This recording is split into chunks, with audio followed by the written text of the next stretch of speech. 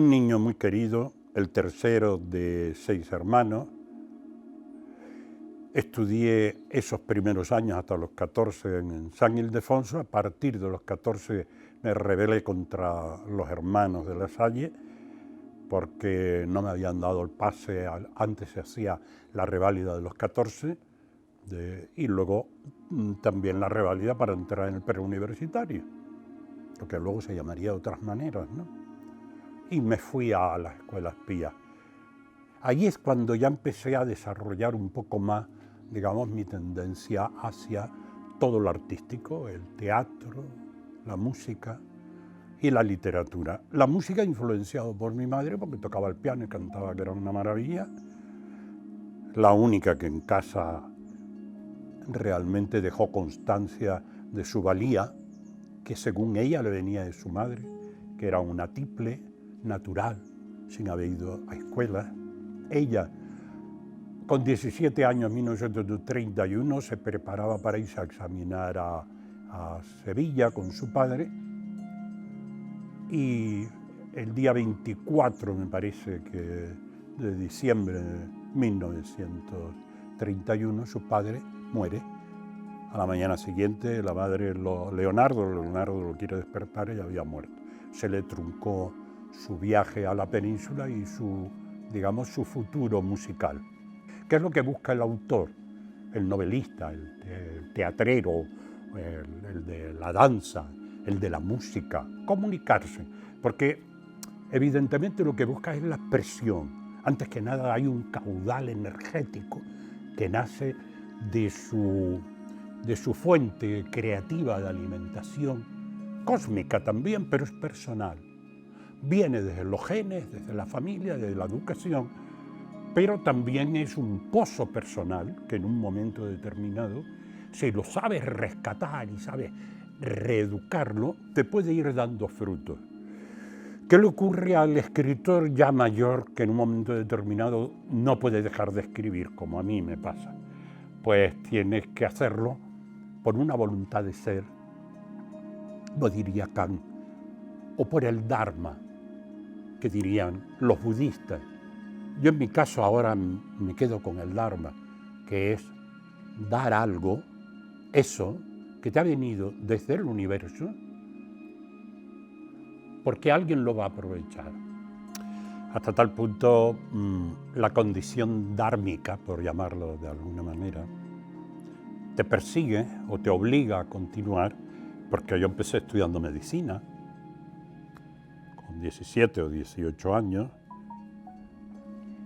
la dejé por el teatro y el cine en Madrid, pero es curioso porque entonces no había tanta oferta ni de lapiceros, ni de libretas, ni de tantos cuadernos como ahora puede tener uno en su casa, ¿no? Que es muy barata.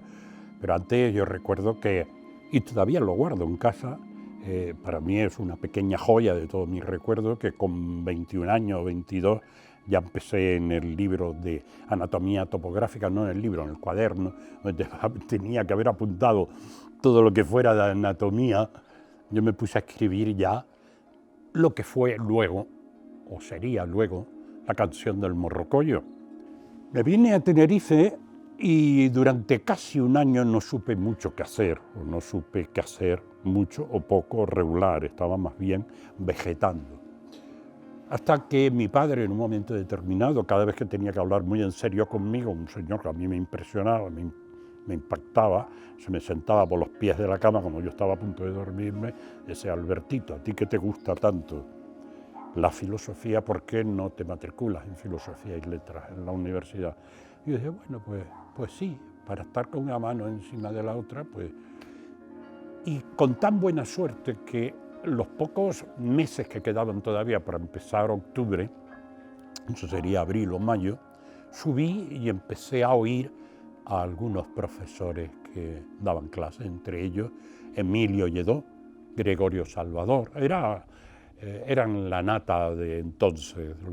Y Emilio Lledó, yo me acuerdo que se llenaba de gente, no de los que estaban matriculados, sino hasta de gente que eran libres o gente que le pedía que entrar, y se llenaba el aula todo el mundo de pie por detrás.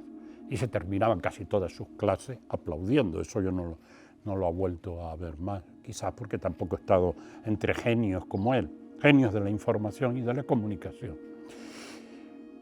Pues lo primero que hice cuando me matriculé fue formar un grupo de teatro que se llamaba Fragua. Y a partir de ahí, pues dirigí, interpreté, puse a Bertolt Brecht en escena, creamos revistas, creamos en Santa Cruz un grupo que se llamó Taiga, con Pilar Rey, Antonio Abdo y Agustín de León, un gran poeta prematuramente muerto. Tiene 2 libros y algunos debe tener inéditos magníficos. El teatro siempre ha estado presente en mi vida, desde muy chiquito. Con 14, 15 años ya empezaba a escribir en la revista de la Escuela Pías y actuaba ya como protagonista a final de curso. Pero se consolida en Sevilla y en Madrid, ya con el teatro profesional, pero decepcionado del ambiente teatral, que yo consideraba poéticamente que todo era místico y era poesía, resultó que no, que la gente lo que buscaba era un lugar de trabajo y podía haber hasta sacadillas y situaciones un poco incómodas, y aquello me decepcionó, me deprimió. Lo dejé, me vine, pero en la Universidad de La Laguna ya retomé mi vieja, no era vieja, pero vamos, la que no quería olvidar nunca. Digo, vale, estudio, saco una carrera, pero yo sigo haciendo lo que me apetece, aunque me cueste el sueño. Pero entonces en la Universidad de La Laguna, en 1968, 69, 70, habría 2.100 personas máximo. En el Paraninfo cabían a reventar 700, y más de una vez llegamos a llenar el Paraninfo y gente colgando las piernas de los balcones de los palcos. Eso se dio en el público. El público fue el primer happening que se dio en España, hasta tal punto que parece que está reflejado en la enciclopedia británica como algo excepcional que se había dado. Antes habíamos representado a Bertolt Brecht, una representación lindísima porque estaba basada en sus propios órganos, en sus 10 puntos de distancia con el público, para que pudieran tener una actitud intelectual del problema que allí había, ¿no? Incorporé el cine y las proyecciones cinematográficas al estilo de Piscator, por ejemplo. Y con Arrabal se da un hecho curioso. Arrabal ya empezaba a vivir en París. A mí me interesaba mucho porque era el creador del grupo Pánico, no el grupo, sino de toda una filosofía pánica, pan, de Dios pan, todo, relacionado bastante con el dadaísmo y el surrealismo, pero claro, de las primeras vanguardias, con muchas novedades que las podríamos ver en las primeras representaciones que se hacían en París. A mí me llamaba mucho la atención, pero no iba a ser una representación pánica, porque aquí, una vez que hicimos con el grupo el público, que era confrontar al público entre nosotros mismos, los actores, allí se armó la de Dios. Entonces preferí partir de una obra de teatro como Fando y Lis, que eran muy poéticas, pero o en este caso Ceremonia por un negro asesinado, que no estaba connotada con lo que él en el futuro cercano, ya cercano a mí, a nosotros en aquella época, había instituido como era Pánico, el mundo pánico. Y entonces estábamos ya 1 mes y pico, casi 2 meses ensayándolo, y pedimos había que pedir siempre permiso al gobierno civil y nos viene la prohibición. ¿Por qué? ¿Qué es lo que había pasado?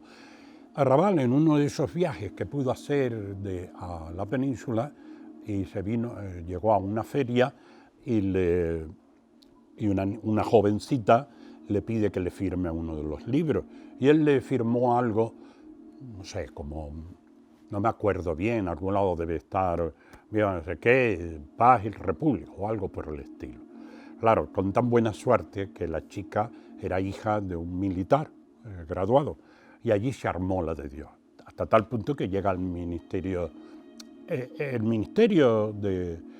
no de Cultura, sino de Información y Turismo. En ese momento estaba pretendiendo abrirse, ¿no?, al mundo, a Europa, pero no lo conseguía porque estábamos todavía en una dictadura. Entonces lo acaban declarando persona non grata. El declararlo persona non grata a España era muy fuerte, ahora mismo, porque es que no podías ya representarlo y él ya no podía volver a España. Él se había autoexiliado por su cuenta, pero de una manera divertida, como cuando los cubanos salían o volvían cuando querían. Y nosotros con la representación ya a punto, pero a punto. Los decorados de Pepe Dámaso, que ya había venido aquí a hablar conmigo, ya estaban hechos. Nosotros habíamos cogido la tesis doctoral de Ramón Trujillo, que había venido de Rivadeneyra, en un montón de cajas que estaban en la biblioteca pública nuestra, de la universidad, la habíamos arrastrado, yo que sé, a las 10 de la mañana, de la noche, sin permiso, y ahora la habíamos llevado al Paraninfo porque la corbata del Paraninfo no era lo suficientemente grande. Y yo quería un espacio abierto muy grande. Allí estaba armado todo ya para, si por ejemplo eso estaba pasando el lunes, martes, miércoles, a lo mejor representábamos el viernes, pongamos por caso. En algún lado estará en la fecha. Y al declararlo persona non grata, le llega al rector un fax del gobierno civil y dice que no se puede. Entonces yo hablo con don Jesús Hernández Pereira, que era un caballero impresionante, un liberal de la cabeza a los pies, y una gran persona, un gran profesor de historia del arte. Se lo digo, que era el rector entonces. Dice, bueno, vamos a ver si negocio algo. Y lo negoció con el gobernador civil de entonces y le permite que hagamos una representación, pero solo con el carácter de ensayo general. Dijimos, vale, perfecto, ¿para qué fue aquello? Eso revolucionó a los 2.100 alumnos de la Universidad de La Laguna. Hubo panfletos por todos los lados, poniendo ensayo general. Aquello se abarrotó. Una obra de teatro poética, preciosa, que ahora todavía la lees y es un encanto. Pero claro, era Arrabal y la connotación que tenía lo reflejaba en su persona non grata, por tanto era un rebelde. Nosotros ya éramos rebeldes, porque era ensayo general para nosotros, casi a puerta cerrada, pero la puerta cerrada era chun, chun, chun, chun, iban entrando. Entonces, se llenó de pie, colgando los pies de los... Y fue, claro, un éxito rotundo.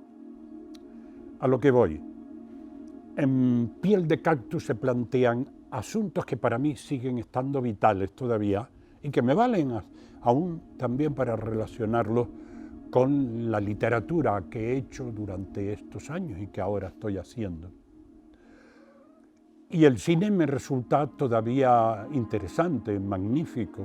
La semana pasada intervine como actor en un corto, porque me sigue gustando tanto dirigir, escribir como actuar. Y últimamente más actuar. Pudiera parecer que la novela o el teatro han sido los protagonistas de mi vida, pero también la poesía. Poesía, fíjate que en un momento determinado yo empecé a publicar en el periódico La Tarde y en el periódico El Día, porque no era tan fácil publicar libros entonces, salvo que tú mismo buscaras la manera de hacerlo con alguna editorial de la península, porque aquí casi no había editoriales, ¿no? No había editoriales. O ganaras un premio, tampoco había tantos premios. Julio Tobar yo creo que se vino a formar después.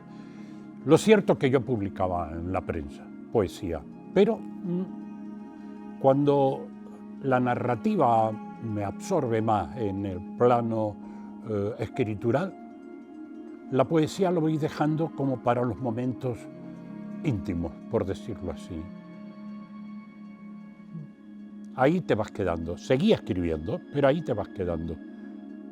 Hasta tal punto que cuando publiqué con Paco toda la obra completa, teatro, poesía, y ahora empecé a indagar y digo, pues sí, pues si tengo 6 libros de poesía escritos y se los pasé, ¿no? Pero el teatro también me pasó igual. Yo seguía escribiendo teatro y no siempre veía la manera de publicarlo. Lo onírico, yo me fui a lo onírico y quise continuar ahí. La gente no me dejaba mucho, ¿eh? No digo la gente, digo casi los críticos decían, porque él trata el mundo del absurdo. Bueno, bien, el mundo surrealista. Claro, a mí me había influido el mundo del absurdo porque era lo que leíamos y veíamos representar a Ionesco o el surrealismo, André Breton, a todos ellos. Pero a mí lo que me interesaba es lo mágico, las posibilidades que la realidad da, como por ejemplo algo que he descubierto hace unos 18 o 20 años, que ya lo empecé a representar en la película Piel de cactus, en el guión, que es el mundo cuántico. Tanta importancia tiene lo onírico, los sueños, como la realidad inmediata. ¿Quién eras tú y quiénes eran los compañeros que me están grabando ahora anoche? A las 4 de la mañana, lo puedo preguntar y miro a la cámara. ¿Quién eras tú a las 5 de la mañana, salvo que estuvieras de boncho? No lo sabes. Estabas en tu sueño, pero eras tú, no era otro. Y llegado el momento determinado es tan vital, es tan apasionante o tan terrible que hay gente que se le transforma en pesadilla y se despiertan alucinados. Estamos 8 horas durante años, muchos años, día a día, en un contexto que desconocemos, un contexto vivencial que desconocemos. Yo he querido trasladar eso, lo quise trasladar ya en la película, pero lo he querido trasladar siempre a lo largo de mi vida en todos los libros, pero la mayoría de las veces el propio público o los críticos, queriéndote señalar y escribirte a maestros o a influencias, te obligan a veces a romper tu verdadero camino, ¿no? Y hace de esto unos 5 o 7 años empecé a escribir lo que he dado en llamar cuarteto, que ya voy por la tercera, porque esta ya está prácticamente terminada, la de ahora, Cuarteto de las Dimensiones. ¿Y quién me abrió a esa nueva cobertura a la que nadie antes había fijado? Algo que viene funcionando desde principios del siglo pasado, pero claro, solo a los físicos son los que desde su perspectiva técnica lo observan, que es la física cuántica o la mecánica cuántica. Por eso, a veces cuando estoy aquí en el porche y miro de noche y hay una noche muy estrellada, miro la luna, pero no la miro ya solo desde la perspectiva poética, o las estrellas solo de la perspectiva poética, o de que alguna de ellas ya han muerto, han desaparecido, y me está llegando nada más que el eco de su luz, sino las veo como...